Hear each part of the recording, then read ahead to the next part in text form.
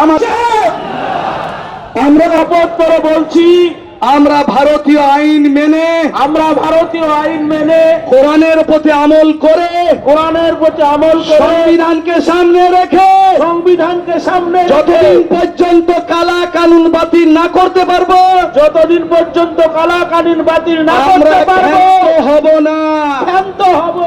নারায়ে তাকবীর, আল্লাহু আকবার।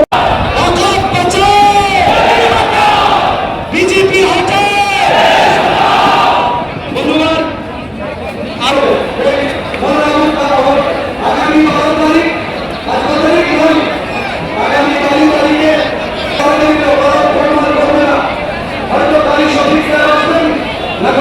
শান্তির সাথে শান্তিপূর্ণ হয়, গণতান্ত্রিক বক্তব্য আন্দোলন এড়িয়ে চেষ্টা করা আত্মস্থ হয়ে রাখা, আমাদের যে আগামী প্রভাব রক্ষা করা, তাদের ধর্ম সাজানো কবল হলো।